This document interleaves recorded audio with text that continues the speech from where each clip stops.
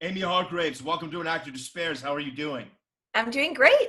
Oh, Hi. it's such a pleasure to have you on. I've been such a massive fan of yours for so long. We were just kind of speaking about the journey of this business and how you can go from, being number one to number 100. But like, I've watched you crush it for so long. And literally, we were talking about the co-star guest star thing, and then, Homeland. I mean, doing 8 seasons, and we also talked about how I'm sober, and I kind of related to like having my father, who has just kind of been watching me go in and out of it as I did before I really caught on, and so beautifully playing, the caregiver to your sister in that show. I know how hard that is, dealing with mental illness, and then continuing Yeah. with the mental illness and 13 Reasons Why, and then No, you see a theme is a theme really here in my work. But then you're in my all-time favorite independent movie. Well, I'm not even going to throw that word out there because that like disqualifies it. It's one of my all-time favorite movies, Blue Ruin. So, I'm a huge fan, and I know you're an NYU alum as well. NYU graduate school. I know, policy, right? Politics, yeah, the political science department. Yeah, that was kind of when I was, when I was young and moved to New York. I'd worked a lot when I was a teenager, but I wasn't quite sure that I was ready to kind of jump into this industry with both feet, because it was fun and it worked for me when it was a hobby. Yeah. But then I think I was just scared. I was scared to say, okay, I'm going to go for this really as a career. It's a hard thing to take that leap.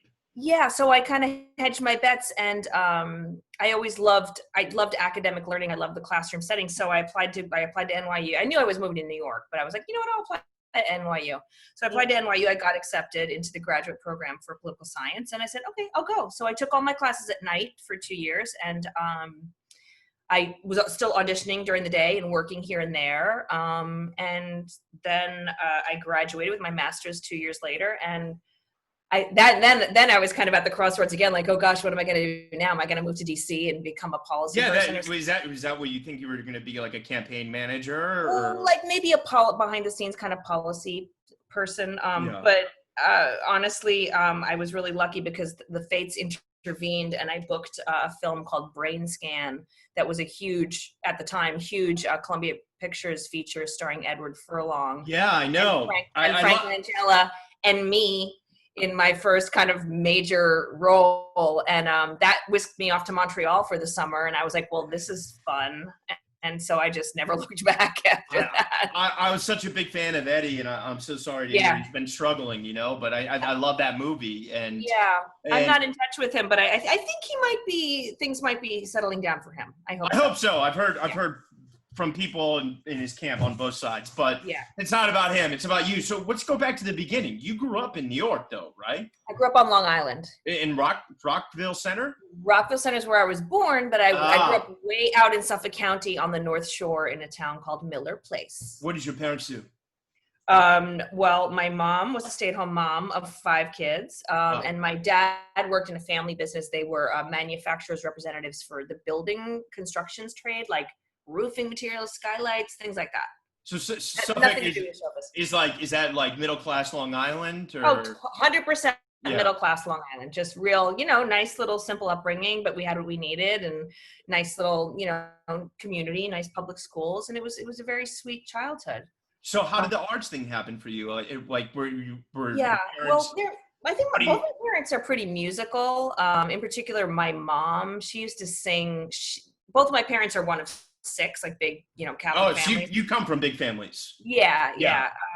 And so my mom always used to sing with her siblings. And when we were young, my siblings and I were young, my mom got involved in community theater out on Long Island near where we lived. There was a group called the Carriage House Players in particular that she was very involved in.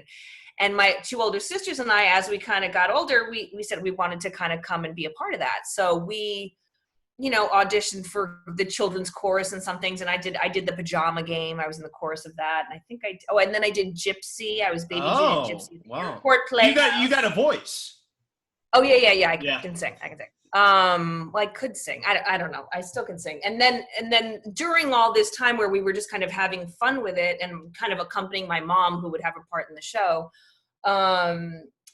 there were, there were these open auditions. They still do these things, but on the news, like like, oh, there's an open audition for the movie Annie. Basically, was what happened. What's his name? Long Island hero. Eddie Burns, was he working at this point or not yet? Oh no, this was when I was 10 years old. This was because he was around. Maybe he's a couple years younger than me or my age-ish. So he, this was before that. So Alec Baldwin was the Long Island hero of your childhood. Yeah, probably not even. He was probably starting to work, but so I went in. I begged my parents. We found out about this, thing on the news, and maybe people from the community theater mentioned it to my parents. Like, oh, you should bring Amy. You should bring Amy. My music teacher at school. You should bring Amy. So they took me into this open audition at the Plaza Hotel. There were like lines of girls around the block at the Plaza Hotel. They made a whole thing out of it, Did you know what it was for? It was for Annie, for the film Annie. Oh, for the film. Yeah, for the film Annie in 1980 or 81 or 80, whatever that was. They could afford renting out the Plaza for an audition? I mean, this was back in the day. This was like Albert Finney was doing it. This was a huge thing. And also it's about the PR value of like, let's find the next Annie. Totally. So I went in and they had immediate like quick cuts where they were like, okay, yeah, like left, right, get out. It was like American Idol kind of stuff back in the day. And so I stuck around. They asked me to stay again. Then they gave me like a little scene to do, did the scene. Okay, I got in the group that stayed. So I kind of like stayed for most of the day. And then they're like, okay, you have to come back tomorrow. And I was like, we didn't have any clothes. We didn't have anything. So I forget what we did. We got a hotel room and stayed over, came back tomorrow. And then I had to call back for like a week from then. And then I came back in and then I screen tested. I was invited back with a tiny group of girls to screen test for John Huston in a little amphitheater. Yes, the director, John Huston, in a little amphitheater somewhere. I don't even remember where I was. They put a little wig on us, big camera, lights. It was so exciting and so petrifying. And then they're like, remember it still to this day? I remember being in the room with John Huston. I remember him talking to me, and I remember I remember how it felt. I remember waiting to go in. And by then, the other girls and I had kind of seen each other. It was like the group was getting smaller, and then it was this little group. So I made friends with a couple of them that I kept in touch with for a while. Anyway, we went home and waited. And then this was very nice. They sent us a letter saying that I did not get the role. Basically, they cast from there. They pulled like Annie and the orphans from that group. Maybe they were maybe 25 of us. Something they went down to like 8 or 9 or whatever it was. So I didn't get it. Oh, but you got so close. I got so close, and it was the first excellent lesson in showbiz that, you know what? There's a lot of no's out there before there's a lot of yeses. And even when you get yeses, there's still no's coming. So it was kind of heartbreaking. Yeah. But it was. Did it affect you? Because like I know when you're a kid, you have that childlike sense of wonder. Like I don't feel like literally the show's called An Actor Who Despairs. Like you don't really understand that emotion yet. Did you understand? Yes, of course. I was kind of wrecked. Because they were doing this whole thing where you were going to go to Annie camp, like out. I forget where it was. You had so much to look forward to. They were going to do a rehearsal period for like a few weeks. So yeah, I didn't get to go to Annie camp, but you know what? That's fine. And did I despair? Absolutely. Yeah. But it also gave me that kind of thing in the back of my mind where I was like, I know that I did well, and I know that there were 4,000 girls waiting online outside the plaza, and I was down to the last few, Yeah. So that kind of put a little inkling or whatever in the back of my mind and my parents' mind, and then we just went back to our lives. A year later or so, there was another open audition that we heard about for a group called, now I know it was like an equity showcase basically, but it was called Beginnings originally. And then it turned into the Professional Children's Review right around the time when I got cast in it. This is like OG, like there's some, do you know who Carrie Butler is? Sorry, I'm jumping around. She's on Broadway. She's amazing. Yeah. She was there were two rival kids shows. One was at the Comic Strip on the Upper East Side. The other one was at Catch a Rising Star on the Upper East Side. Wow. And it was two musical directors who had worked together, and then they got in a fight, and then they split. Oh, like couple split style? Kids shows. Carrie Butler was in the one at Catch a Rising Star. I was in the one at the Comic Strip, which turned into, it was called the Professional Children's Review. Yeah. So I went to the open audition. I get cast in this thing. I'm not a professional child. I don't know what I was doing there, but I could sing and dance. So all of a sudden I'm in this group, which is afternoons at the comedy club, a kids showcase. We would do like 2 shows and families would come and watch. And it was all like kind of show business kids. We had a group number or 2 at the beginning. Everyone would do a solo. And then we had a group number at the end. Perfect. Wow. And it was an equity showcase that they didn't have to pay us, but it was fun. And so you got like an agent or a rep through that, I imagine, right? Well, you see how that works. So I didn't even know. I was like, yay. And I'm like, Ricky Schroeder came. Sarah Jessica Parker was there. Lori Loughlin came once. I was like, ooh, she's in jail now. Wait, like as the kids or as like as the kids? It was this great concept where there were, I think, 6 main roles in the show.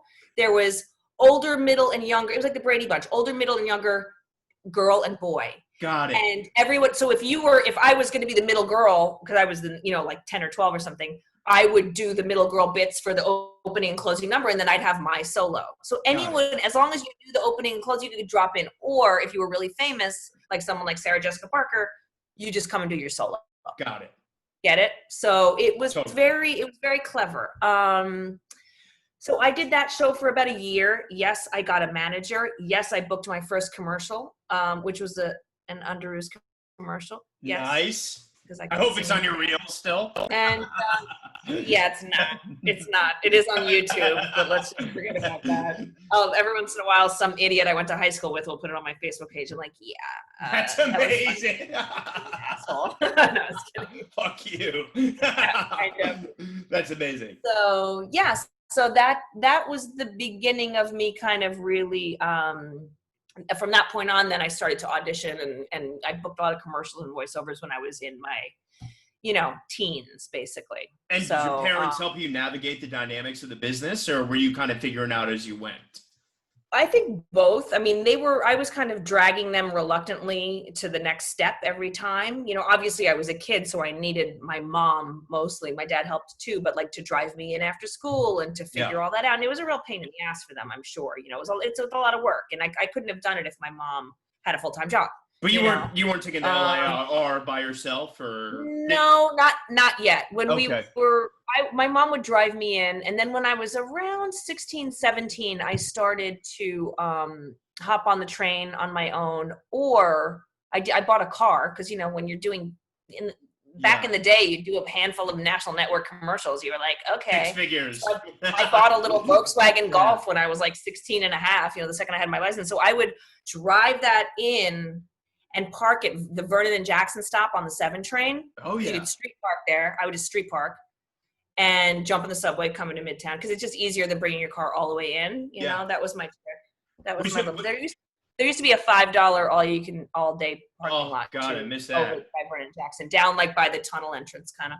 Do you have an idea of what other kind of like legit, like were you doing Broadway, film, TV, or was it mainly commercials? It was totally commercials and voiceovers.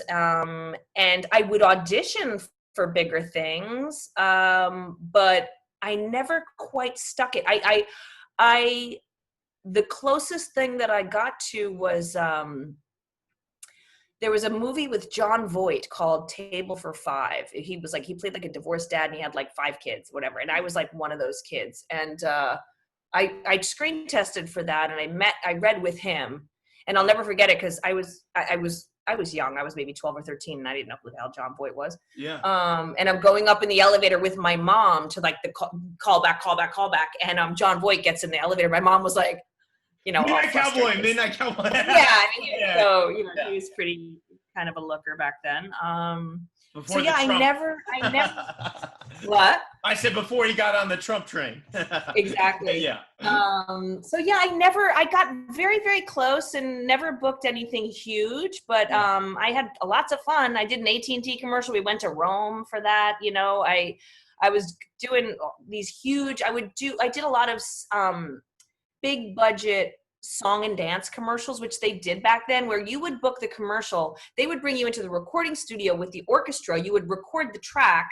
Then you would go upstate for 5 days to shoot a Duncan Hines crispy, chewy chocolate chip cookie commercial. And you're like, this is a blast. and they're paying you, SAG, for days. And they used to be SAG back then. They're not anymore. I mean, are they not, Doug and I don't know. No, they're not. Commercials have kind of gone, well, there's all these actors working FICOR. Don't even get me started. Yeah. Well, then talk to me. Even though you were doing commercials and you had occasional, you had the callback. Yeah. When the college moment came, was there a moment where you're like, maybe I should just keep auditioning, or was it imperative to you to go? No, it was imperative for me to go to school for 4 years. First of all, I wanted that experience. I wanted to I wasn't ready to in my mind to kind of move into the city and be living in an apartment when I was 17 and a half. Totally. Also, because I was the youngest, I saw my siblings all do that. So I think I was like, oh, that's the next step. But I did pick a school in Connecticut that was on the train line to New York. So I knew so you could still get back in if you needed to. I was thinking to myself, okay, first year, I probably won't just audition. I'll just kind of be focused on school. But then I know that if I want to, I can be in the city in an hour on the train. So that's what I did. So I worked all through college. Are you fluent in French? I am. Was that college? How'd that happen?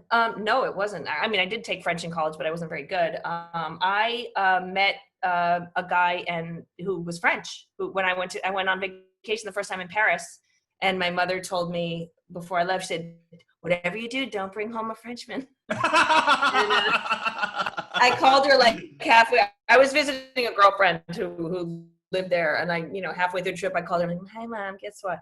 So anyway, this man, lovely man, eventually moved to New York. We got married, had 2 kids. Years later, we got divorced, amicably divorced. Yeah.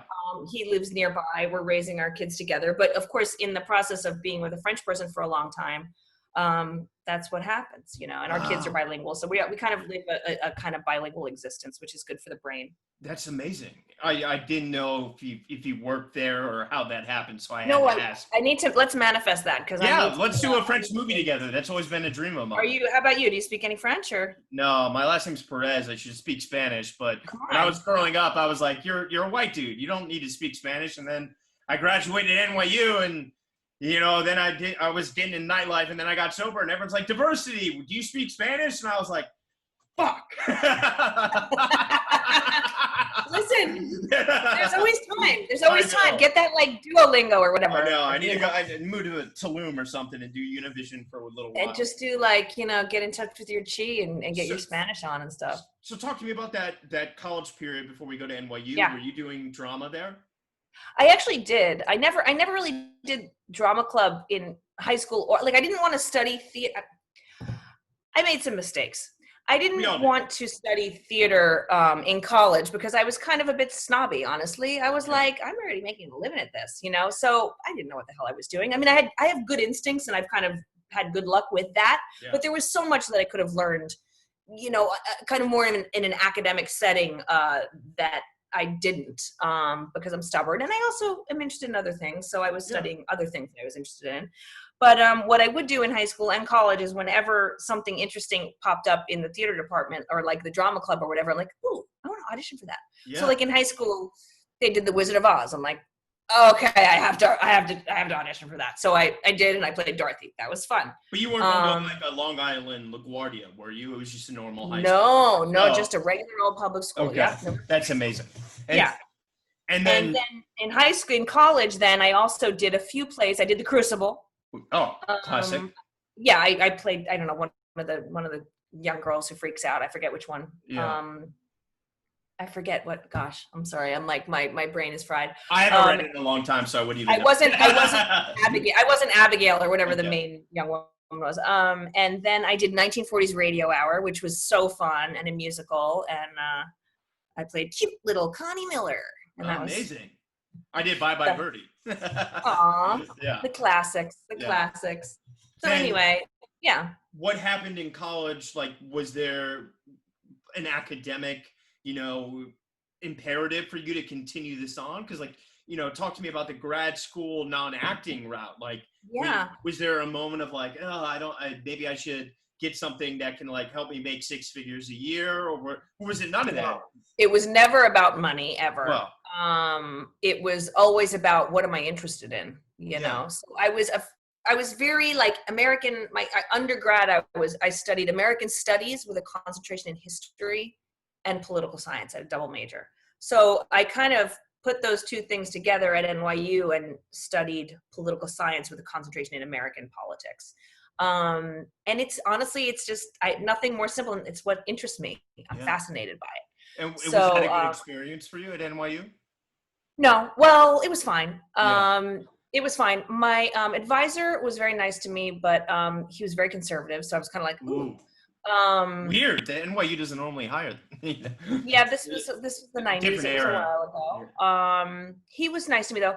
But what happened at NYU for me was that I realized that while I had the grades and the smarts to be accepted to that program, I was in seminars, you're in small graduate seminars with people who were really, really serious about this these subjects for their life going forward, where I was more kind of like just kind of doing what interested me. And I felt a little bit like not a fraud, because I was there doing the work, but that like I felt like I wasn't as serious about this as everybody else was. You weren't going to go be at the UN for the next 50 years and be an right. And that's noble and amazing, but they were like gunning for this stuff, and I was more like, oh, this is fascinating. So I was kind of like taking it more like an adult ed kind of thing, and everybody else was like on the career track, or the academic track. And you were auditioning. But that's when I realized. You said during the school, NYU grad was at night, auditions were during the day.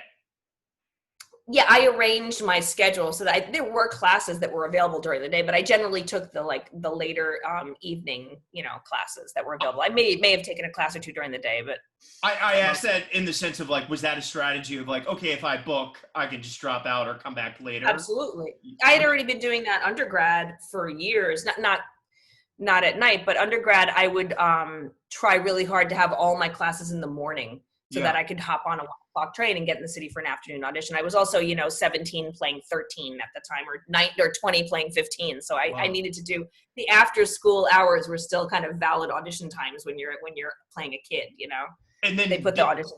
Was Brain Scan right after you graduated at NYU, or was that? Literally the summer I graduated. I graduated in like May, and it was like in July I was in Montreal. And talk to me about that experience. How was it, because like Eddie came out at T2, which was the Titanic of its time, and I imagine you must, for those listening, and especially the millennials, can like Eddie Furlong, what would he be the equivalent of now? Like, I don't know, like I was gonna say Ansel Elgort, but that's not a good name. No, but like somebody really hot and young who had a lot. He was fantastic in T2 and a couple other films, Little Odessa. Yeah. He had a couple of American History X, I think. He had some really great films out, after. Yeah, he was really burgeoning to like have this kind of Leo Tobey Maguire-esque. 100%. Yeah. 100%. And he was a lovely but he was a kid, and when we did that film, I was 23 and he was 16. He turned 17 while we were shooting it. And like we were playing love interest. So that was kind of awkward. But that was fine. Yeah, I don't even know how much I want to say about this, but it makes me sad because I feel like he wasn't surrounded by the best influences kind of on a lot of different sides. And I wish that he had been maybe protected a little bit more, because he was a lovely kid. Yeah. We had a good time working together. It was very professional. But I feel like he could have gone down a different path, and he wasn't able to because of the people surrounding him. And that's sad. That's sad. So I hope he's And maybe in some ways it's good he didn't book Annie, because it could have been it could have happened that could happen to anyone. You know what I mean? Like it's so easy for that to happen, and you get surrounded with people that only say yes, and you just keep making decisions, and no one's there to kind of buoy you to like do. Like you're 13 and you're on some huge movie set, and that's what I completely subscribe to what you're saying about like I don't look back at my career as a teenager being like, oh, I only booked commercials. What's wrong with me? It was like, thank God I only booked commercials, because I was able to have a normal high school. I played sports. I went to the beach. I just went to the prom. All that normal stuff. And when that movie came out, did that open a lot of doors and windows for you? Like, was it Hollywood? I'm going to LA, or was it Not like, really. yeah, A little bit. I think I've been really always slow on the uptake of like the kind of PR hustle kind of yeah? side of things, like how to take it to the next level. I Because never you're an amazing actress, you don't care about as we were joking earlier, the Tonight Show. You know what I mean? Like, right. it's about the Yeah. work. Well, yeah, and I also feel like I've never in my career have I been like, okay, here I am. Like I'm always looking to get better and to improve. And at every single experience, audition, meeting, job, there's always something to learn. And I was like, would I have been out of the gate at 24 years old, brain scan, Tonight Show? I would have been like an idiot. You know what I Yeah, mean? Like I didn't yeah, want to like shoot my wad when I was that old because I didn't know what I was doing yet. You know, of I was on that course. set. I was like, oh my God, this was like a Yeah. huge, I think I had done like I did an HBO film like the year before Brain Scan or 6 months before Brain Scan where I played this friend of Callista Flockhart Oh, okay. it was kind of like an after school special thing for HBO kind Got of. it. And that was a great experience, but that was like more of a manageable size and I was a supporting character. Whereas I get up to Montreal and I'm like the female lead, like the big Yeah. ingenue in this movie. I had people who are like catering to me and can I get you this? And I was like, what? Like, this is weird. This is so Yeah. strange. And it was, it was fun, but it was also like, wow, So then what came next for you? Like, What did come next to me? Let's see. I came back to New York, and I did work a lot actually after that. It wasn't like doors flung open, yeah. but I was getting. I was an easier yes. You know what I mean? Yeah. Like I was more hireable. So I did a really cool movie for Sony. That was going to be the next big thing. It was an interactive movie in 1994 called Wow. Ride for Your Life, and Sony was retrofitting. They only did 2 theaters, but one in New York, one in LA. They retrofitted movie theaters with a joystick in between the seats. Oh, I remember that. It was like a choose your own adventure movie. Yeah, Okay. yeah. So we did, I think they only made 2 films and it was kind of technically like a short film. Maybe it was like 30 or 40 minutes long. I forget. Yeah. But ours was about bike messengers in New York. Like they had some like rivalry in a race. And I was like the love interest of Matthew Lillard. Oh, you know who he is? of course I know Matthew. And, yeah. He played one of the bike messengers. He was my love interest. Yeah, he was super fun. And I also was the wealthy daughter of Adam West. Yes, Batman. And Betty Buckley. Betty freaking Buckley. They had some big corporation, and I was the rich daughter, and we were like sponsoring the rider. It was ridiculous. It was hilarious. Jon Stewart was in it, had a cameo because we had one of the big set pieces was a bike race in Central Park, like the Loop. Yeah. And he was like the master of ceremonies who was up on like the dais and was like announcing the thing and then like did the starter gun. So Jon Stewart was in that. And that day was so freaking cold. We shot in Central Park in like December, January, and I almost died. It was so cold. Jeez. And we had to have like fancy clothes on, because it was like a fancy race or whatever. Yeah. Anyway, I'm babbling. So I did that after Brain Scan. What else did I do? I did an after school special with B.D. Wong called. I love B.D. Wong. He's great. Yeah. One of my favorites. Yeah. That was called, when we shot it, it was called Magical Makeover. And then they changed it to My Special Angel. Wow.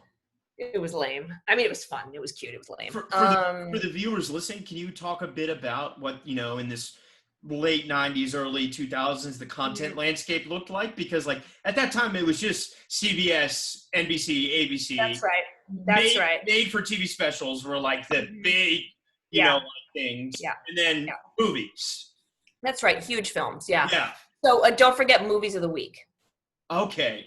And Hallmark Hall of Fame movies of the week were like the HBO content, like the classy, like movies of the week were kind of like slightly. They're not like the Hallmark Christmas movies now. No, not Hallmark Christmas movies. So there was movies of the week, which were just movies made for television. And then Hallmark Hall of Fame movies of the week were like elevated material. They would bring in fancy, fancy actors and things like that, and really like elevated content. So, oh wait, I forgot to mention after Brain Scan, I joined Equity and I did my first off-Broadway play. So I started to do theater back in New York, and that was I feel like I'm jumping all over the place. No, it's okay.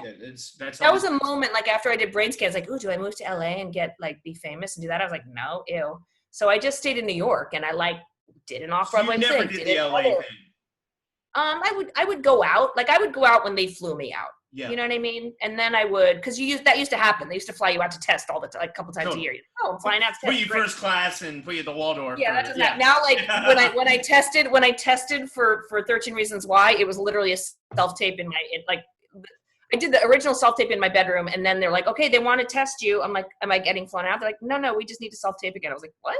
Oh my God. So that's I'll amazing. just get like a blowout. I'm like gonna do it with like better hair and makeup. I'm like, are there any notes, acting notes? No. I'm like, okay, so we're just That's amazing.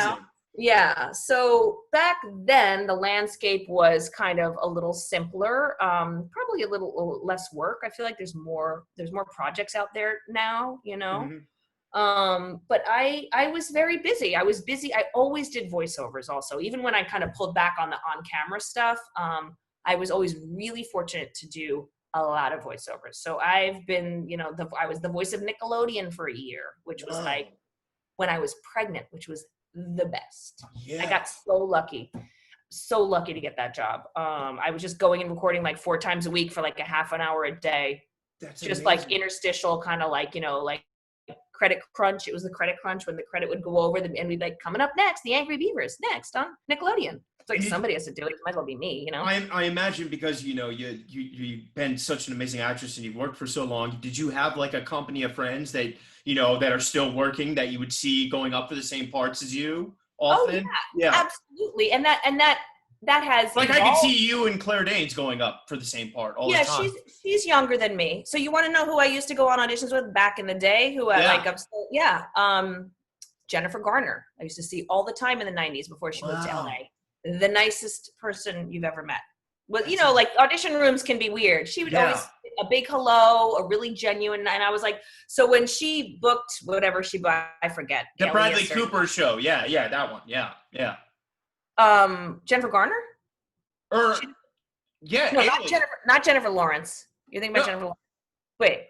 You meant Jennifer Lawrence or Jennifer Garner? No, I mean Jennifer Garner. Jennifer Garner booked Alias, right? Alias, I think, was the thing that made her pop, right? Yeah, that was Bradley Cooper's first thing, too. Are you kidding? He was in that? See, I didn't even notice that. Yeah, so that was his very first thing. Yeah.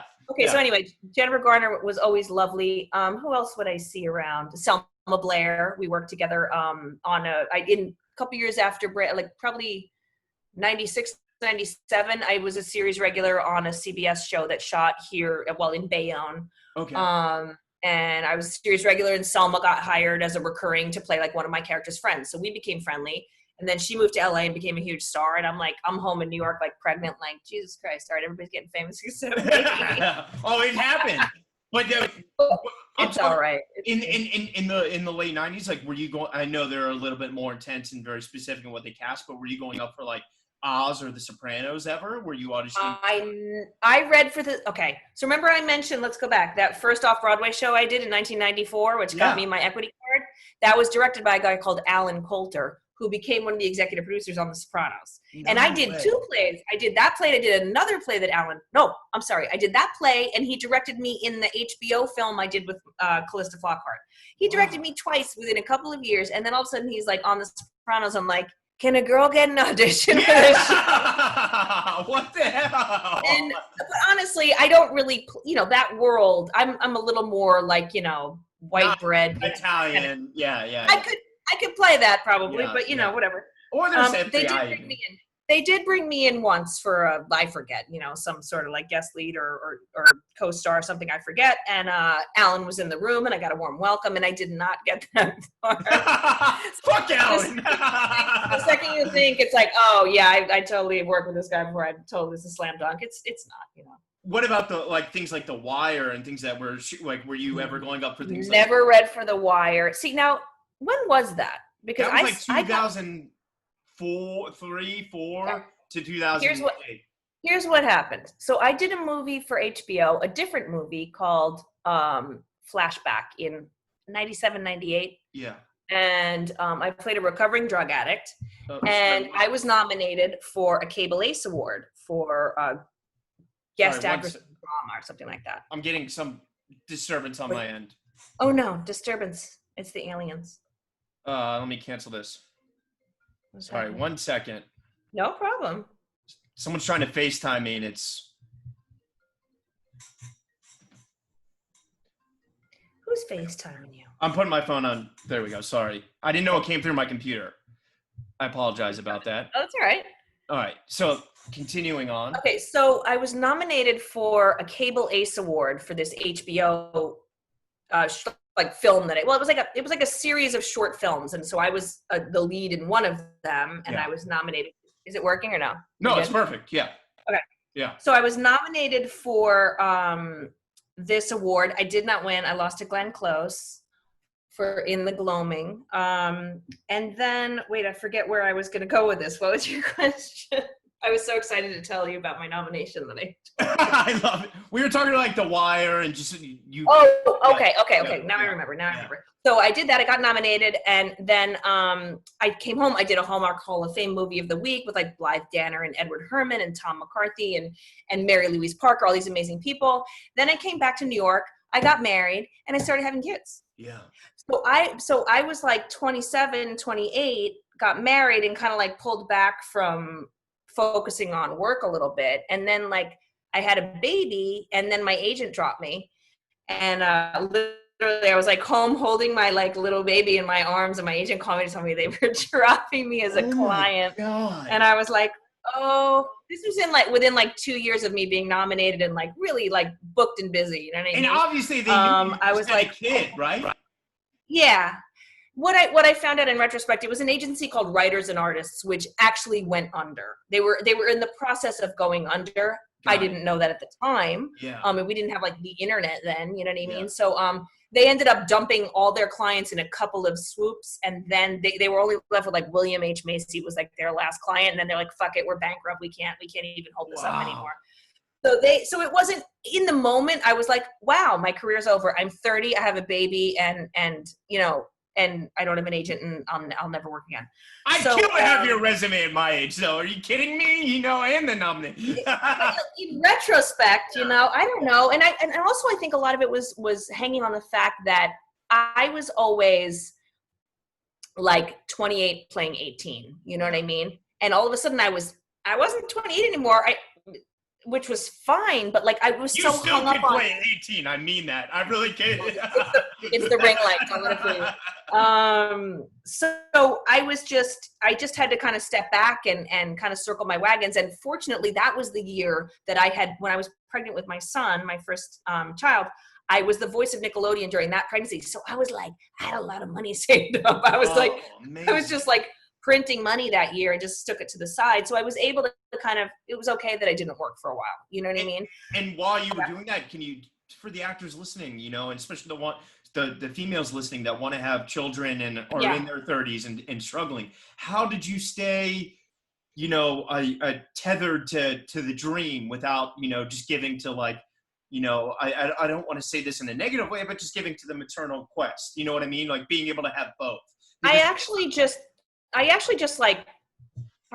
said, you know, fuck it for a little while. I was like, let me just roll with things. Let me just see where this takes me, because this is like, we have so little control in this industry that it was just like, I couldn't control the fact that my agency dumped me and then was like going under. Okay. I couldn't deal with that. But what I could do was, you know, it's kind of the same way I've gotten through the pandemic, honestly, here in New York, is like, I always go back to the things that kind of make me feel good, and I just try to do the next good thing, the next best thing for me. And it's really simple stuff. It's like, let me go make a thing of brownies, let me like plan a beautiful dinner, let me walk my dog, and let me do a yoga session on, you know, YouTube, like small things. But that's kind of what I do moment to moment. And honestly, I loved I loved being pregnant. I still love being a mom. So I was getting a lot of joy from those things. I was very fortunate that I didn't have like postpartum depression or anything like that. Yeah. I was very much of the mind of like, this is what I always wanted to be, you know, a mom. And I was just going to try to enjoy that and not get caught up in what's going to happen next. And I don't know how I was able to do that, but I just did that, you know? That's amazing. Yeah. And I also am kind of like, I was very kind of like mama bear about it, where I wasn't ready to, I don't know where I got this from, but I wasn't ready to kind of like, give in to, like, I brought my kids everywhere. Okay, honestly, raising kids in New York is insane. It's expensive. When one of you is an actor with income like this, we never had a nanny. Like, I brought my kids with me to like. You were a real mother. Unlike so many auditions. Yeah. And in the voiceover world, literally, you come in with your stroller, there's like 7 other parents who are like, give me the kid. And like, they just hold your kid while you go in the booth, and then you come out. I used to record voiceovers with one of my kids in the baby Bjorn, and they would just set the mic up over. Yeah. Cause I'm like, this is how I would get last minute calls. Can you come record for da-da-da? Yeah, I can, but I'll be bringing my kid if that, I'll be there in a half an hour if you, and they're like, fine, great. Yeah. So I've nursed my kids. Well, not nursed my kids, excuse me. When I was nursing my son, I booked a commercial, and I was like, I can do it, but I'll need a break every 3.5 hours for 20 minutes and a private place. And this was almost 20 years ago now. Like, I think it's a little more common now, but I was like, this is how it's going to be. I will be there with bells on, but this is what I need. And I didn't have like a lot of pull or anything. And they were like, okay.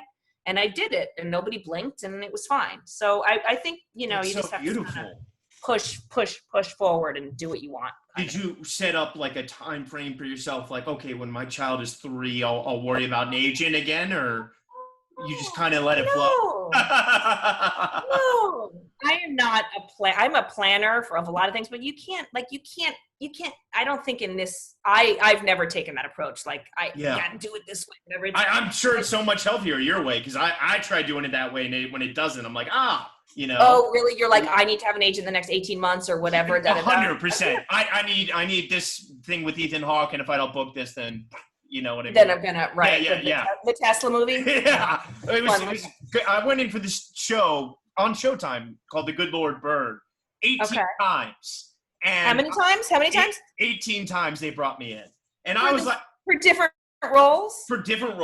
And I was they just kept bringing you in. And I was like, at a certain point, I was so offended because some of the roles were like reoccurring, some were like, you know, 3 lines, kill the rebel.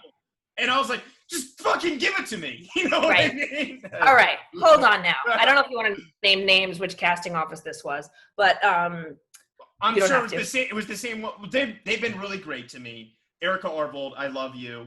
You've been great. I think they probably did the local hire for you guys in Homeland when you did Richmond. Was it down in Richmond? Yeah, they're a Virginia office. Oh, okay. So I wouldn't know them personally. No, but Erica has been really great to me, and they brought me in for so many amazing things. This thing they just brought me in that Bill Clinton's doing. I didn't know he was doing. He's doing comedy. Like Willie. Yeah. Also for Showtime, oddly, they must have some kind of relationship. Well, let me speak to that. So I understand you went in 18 times. You're freaking out. You didn't get the role, but there's a reason she brought you in 18 times. I know. Because you make her look good every time she puts you on the tape and sends that, because not everybody's getting on the tape that goes up the chain. Yeah. You are a solid actor who's going in there and making her look good, and that when it's the right role for you, it's going to stick. It's going to stick. They've been great to me. I love you, Erica. Yeah. Keep watching. Yeah, I hope so. She wouldn't bring you back in if you suck. That's my story about Judy Henderson's office. They brought me in once a year for probably 15 or 20 years. I would schlep all the way up to the Upper West Side, all the way over in the brownstone, down the steps, into the back, sit there, do my thing, go in. I would never get the job. Never. No callbacks. No, I was like, why are they? So for those who don't know, because I think you and I know, Judy Henderson cast Homeland. So why don't we break this down? So you have the kids, and then you get sorry, jumping around. No, it's perfect. And then something changes in 2008 the HBO content picks up, but then, That's Netflix all of a sudden picks up the rights for Mad Men and Breaking Bad, and then they get the hot idea to do content. And then I think that just was the fire that changed. Loaded. Yeah. And the other thing, to go back a smidge, is like, after I had my kids, you were like, did you have a plan to, like, I need to get an agent again? I was kind of like, no. I had enough relationships. I've worked with a company called the Barrow Group for years. Yeah, they're amazing. Yeah, I've worked with them since the 90s. I've done plays with them and written things and directed things. So that's kind of a creative community that I've always been able to kind of be a part of. I did dip out a little bit when my kids were young, but I'm definitely dipped back in since then. And someone called me, I forget who, out of the blue, and said they would like me to audition for, not the Barrow Group, at the Vital Theater Company. They were doing a 1-act play series, and I was right for something. Would you come read? I was like, sure. Yeah. Like, what else am I doing? So I went, I read, I booked it, went to did this, and this was in between my 2 kids. When I was doing this play, a manager came to see me, and she said she wanted to represent me. She was just starting out, and her name was Lori Smith, and that's my manager. Sweet 180. I said, yeah, I know Lori, yeah. Talent group. Yeah. I've been with her since the year, I think, 2001, wow.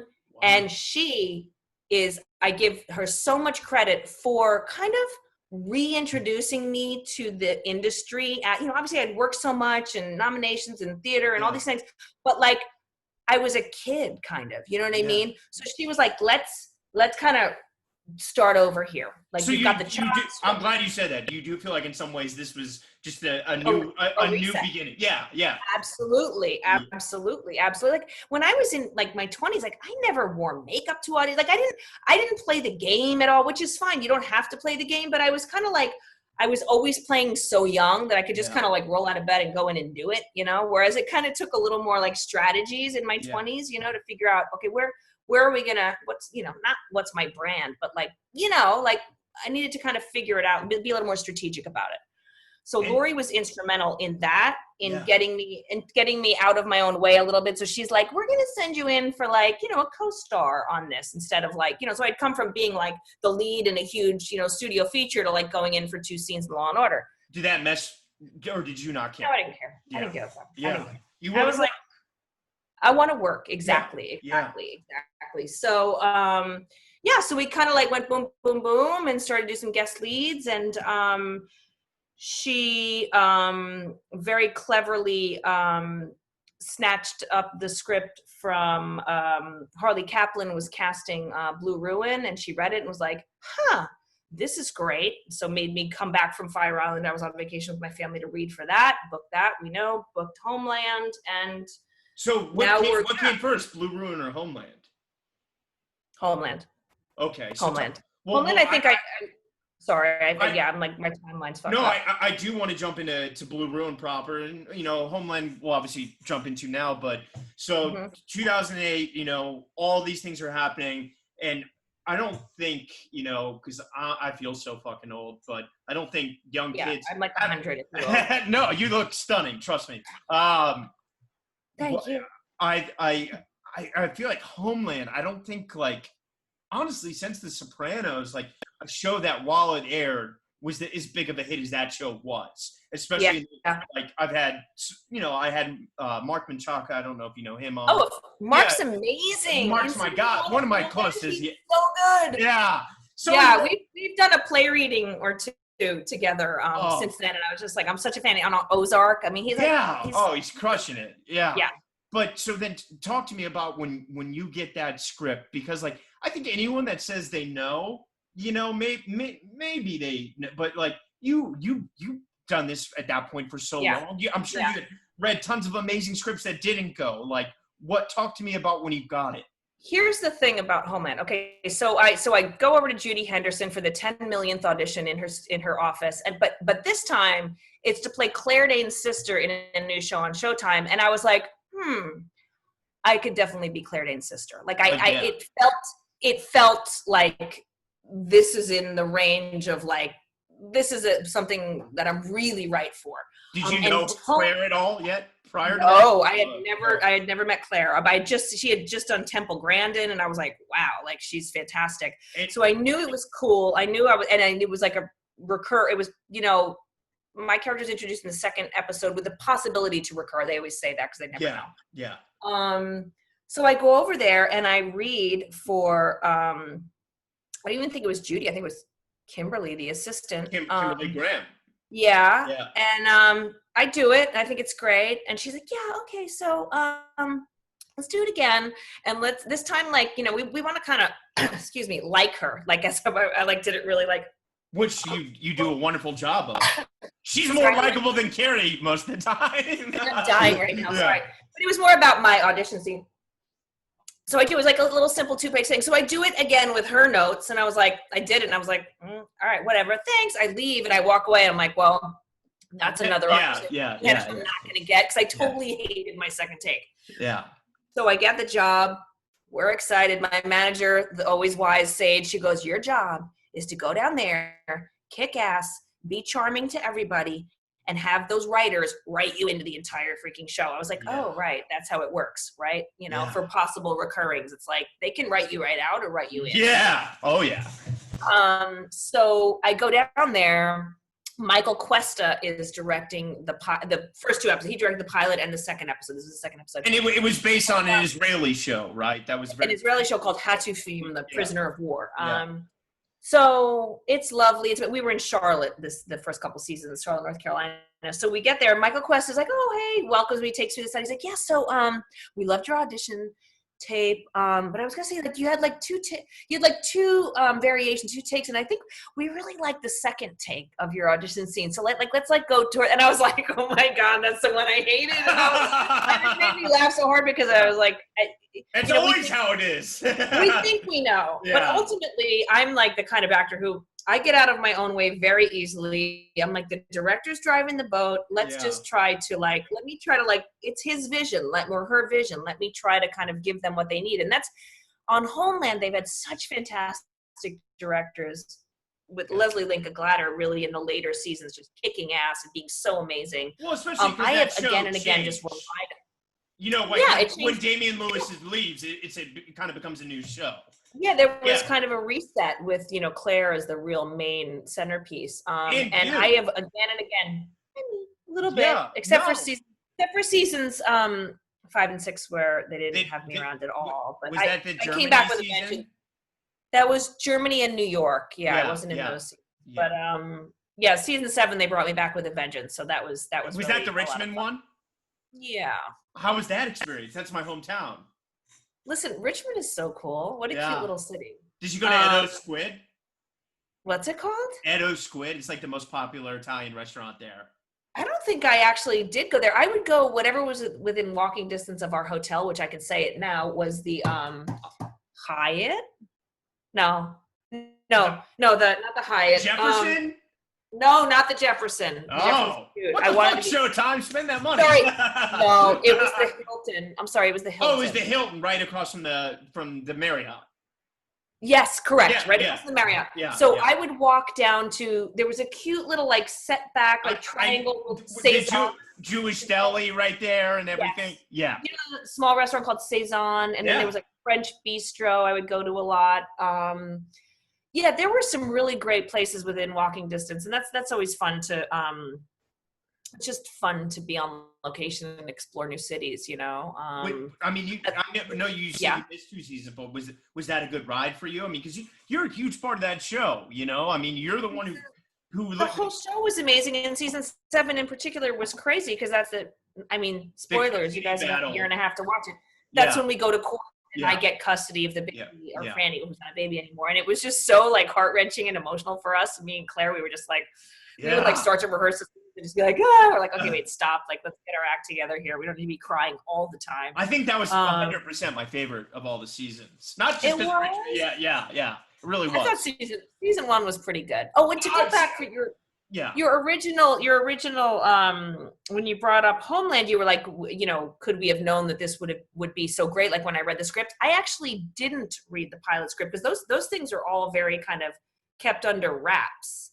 So somehow when I auditioned for episode 2, I think I only had my sides, I had the full episode, but I hadn't seen or read the pilot. So it wasn't until I booked the job, I get down to Charlotte, North Carolina, and another actor called Harach Tatizian, who's amazing, who was in the first couple seasons. He played a CIA analyst. He had gotten like a DVD of the pilot that they gave him so he could watch it. We went to his hotel room and we're like, oh shit, let's watch this show that we both just got cast on. Let's see. So we sit down, we watch it. We were like, oh my God, it's so good. Yeah. Like Barack Obama loved the show. It was so. However, and this is an interesting little thing, it was the original version of the pilot, and they were in the process of reshooting bits of it because Morena Baccarin was not in the pilot. It was played by another actress who was recast. I think I heard that. And Morena. Yeah, and honestly, she was the. So we saw the version of the pilot with the other actress, and it was still fantastic. And she was great. She was great. I don't know what went into their. Well, I think Morena and Claire had a really long history. I mean, they grew up together. I think. This is true. Yeah, they were friendly when they were young. I don't know if that had anything to do with anything. Okay. I think it might have been more maybe the woman who had the role originally felt like she could have been related to me and Claire, kind of like very a juxtaposition, right. Whereas Morena like visually kind of felt a lot different than, which would help because Brody's with like both of them. So does that make sense? What I just 100%. Yeah. So who knows why casting makes decisions? What's the name of the late great actor that played your guy's father? Jim Redhorn. Jim Redhorn. Love him. Rest in peace. Such a great actor. Yeah, what a career that guy had, huh? Yeah, God. I mean, Bill Pullman, Independence Day. You know what I mean? Like he was in everything. Yeah. Always working. Oh, and so lovely and professional and amazing. And staying on this Richmond, Virginia thread, Macon Blair is a Virginia guy, so that's right. And Jeremy Saulnier. Yeah. They're partners, right? Or creatively. They're like, they write and make movies together. They have since they were kids. So they were like 16, but they're not like partners. Like they're both married to other people who are women. Very 2020 thing to say. 20, yeah. But so then talk to me. I'm learning from my kids. They teach me this stuff. Go ahead. Talk about getting the script of Homeland, like that movie. Like that script. Blue Ruin. So good, and like that scene with you and him at the diner. There's this moment where this guy who's just sitting next to you guys is like, ask for ketchup. Yes, it's like I'm like that is the best scene I've ever seen in a movie in my life. Like that realism, and that I was just like. That like what? I know. How did you know I was going to say that? Because it's a great moment. It's a great moment. I don't even know what to say. I thought I was the only one. No, it was great. It was kind of funny and weird, and like we're having this heavy, terrible emotional reunion.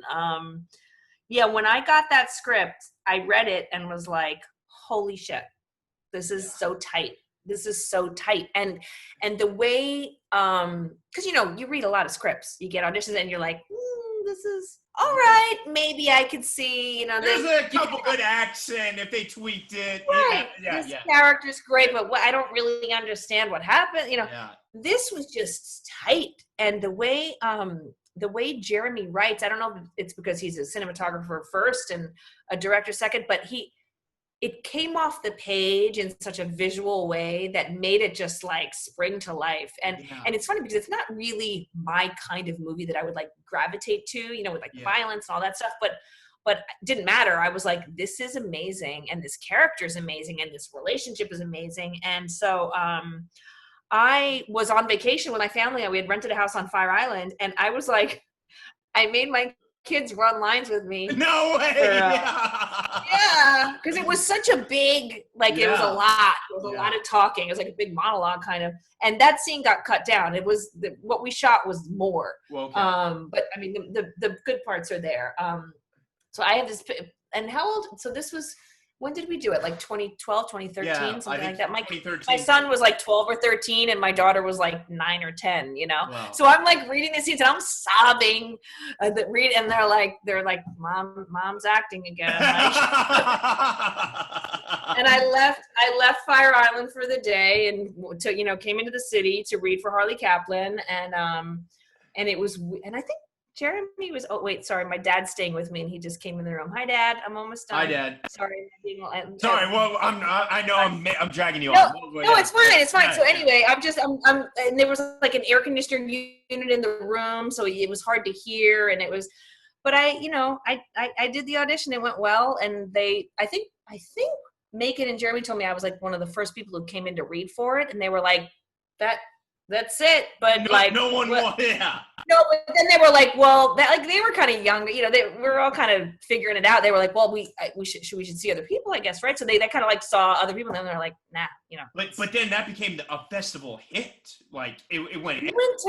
We went to con with that. Yeah. I mean, never in a million years would I have imagined that it would do that. How did that feel? Just that experience to be a part of Hilarious. that. Yeah, hilarious. I'm so glad you used that verb. I mean, yeah. We were like, what?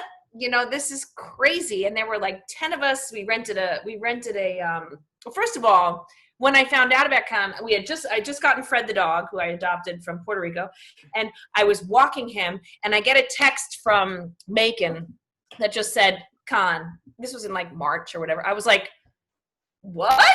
Because we had not gotten into Sundance. We got rejected. They kind of did really fast post-production. Sundance is so pretentious. Fuck Sundance. So yeah. So Sundance gave them notes and was like, we kind of love it, but like it's not there yet. Yeah. So they were like, finish up and try next year. Yeah. So in the meanwhile, they kind of did a few things and then submitted it to Con, and Con was like, yeah. I bet Sundance is like, shit, what do we do? Well, we ended up going to Sundance with it the next year, which is unusual. Okay. Usually Sundance wants world premieres, but after you go to Con. So it was a magical experience because everybody that we worked with on that show was so just good vibes, like good, really talented, really kind, really fun. So we had maybe 10 of us rented this, top floor, like walk up, 9-flight walk up and, near walkable to the closet and everything. And we were kind of in and out and kind of, had some fun and ridiculousness but we're ultimately there to premiere the movie. And like, as we were getting ready to go to the premiere, everybody had their laptops open and, we're in various states of fixing bow ties and, the producers are watching YouTube tutorials on how to tie a bow tie. It was like That's that kind of thing. Funny. And, everybody was pretty young. Yeah. And the variety review for Blue Ruin popped in right when we were literally getting ready to walk out the door for the premiere. And it was like a love note to not just the film, but pretty much everybody who was in the room. Like the editor was there, like producer.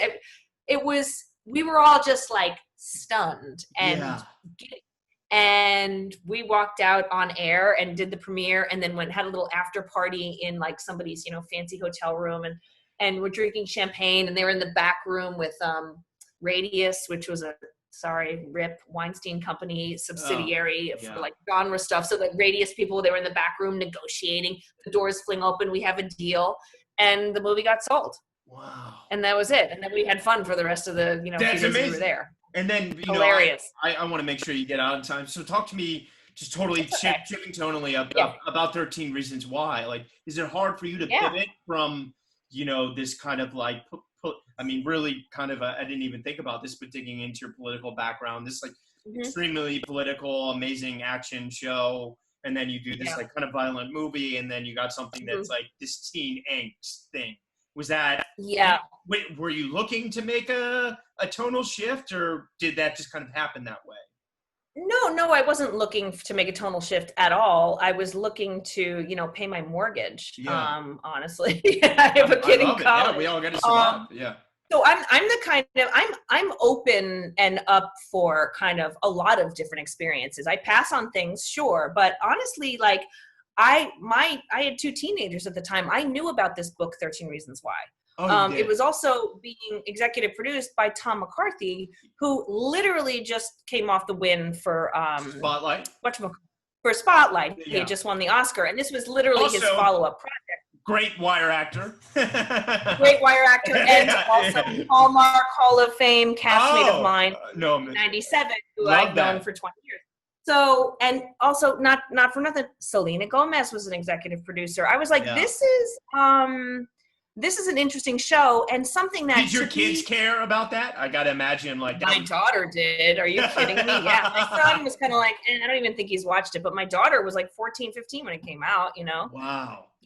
Yeah. So I was down, and also just from like the nuts and bolts of like doing a show like this, it's very much an ensemble piece. So to be a series regular on, first of all, on Netflix, yay, we love Netflix, on a big ensemble, I knew it wasn't going to be like being Mariska Hargitay on SVU, where you're working, you know, 21-hour days and it's not a network show. You're not doing 22 episodes. I was like, 10, 13 episodes, sign me up in Marin County, California. Okay, bye. Yeah. So it's great. It's been lovely. It's been lovely. No regrets at all. What's next for you? What is next for me? I am supposed to be doing a film starting August 3rd in Columbus, Ohio. It's a really, really fun and cool indie. And by the way, I love Sig and Steve. They're great. They cast me in the Preppy Connection. Are the best guys in the world to me. They're Sig Day Miguel, Steve Vincent. You've changed my life. I love you guys. I'm gonna send them this clip. I mean, if they keep bringing you in and they're doing things, you know, if they're feeling you, you're doing something right. You know, and they're also friends. Like I love those guys. I would take. I love it. Yeah. Good to know. Yeah. We got to grab coffee and continue this because I feel like you and I could go for hours. Yeah. Absolutely. Yeah. Absolutely. I forget. I'm spacing out. I think I wanted to say something, but my brain isn't functioning anymore. I'm sorry. Tonal shift. You're doing the Columbus movie August 3rd. Oh, yeah. So I'm supposed to be doing, that's right. I'm supposed to be doing this indie August 3rd, which I'm really excited about. It's like, it's lighter. It's a romantic, like a blended family romantic comedy, which I really feels fun. But here's the big question mark is with the new protocols, the coronavirus protocols, are we going to be able to kind of get it done? But I'm actually really grateful and kind of excited to see how the filmmakers and the producers are kind of getting their act together and kind of making sure, you know, they're following along and figuring it out and planning. And it's because they're not easy hurdles to get over to make a safe set in the times of Corona. Yeah. It's expensive, it's complicated, and they're really trying to nail it. So we'll see. But I'm optimistic. Final question, you know, as someone who's had such an amazing career and has had recent. Wait, hold on. Here comes Fred. Hi, Fred. Come here, Fred. Oh, is that a lab? Yeah. Oh, we gotta have a dog date. We gotta have a dog date. Yeah. My baby Fred. He wants to go out. He's like, Mommy, why are you talking to the computer again? So what's your final question? So for all those actors out there that, you know, either are, you know, the young Amy or, you know, the just had the kid, like the old Amy. No, you still look 18. What would you say for people that are like, you know, either just got dropped or don't have an agent or just trying to figure this out and have no idea? Yeah. I think that's something that has helped me throughout all of it has been to really find and cultivate a creative community that is positive for you, however that takes shape for you. So for me in particular, it's been a part of that has been the people I love at the Barrow Group. Yeah. Actors and actresses and creators who I've known on, you know, some of them for years and years and years. But then also like this community of the actors you bump into at auditions. You know, remember auditions? Yeah. Remember being in the room with people, you know? Yeah. Rest in peace. Yeah. And we can like lift each other up or take each other down. And I feel like I've always tried to kind of like bring up other people that I know in the industry, just in terms of like being positive. And it's hard because it's a competition for a lot of people. But I would say gravitate towards those creative people that lift you up and inspire you. So, and that's kind of helped me get through the tough times. That's amazing. Well, Amy, thank you so much for coming on and let's do it again and let's hang out soon. And I got so much love for you. Thank you. Thank you so much. This was really fun.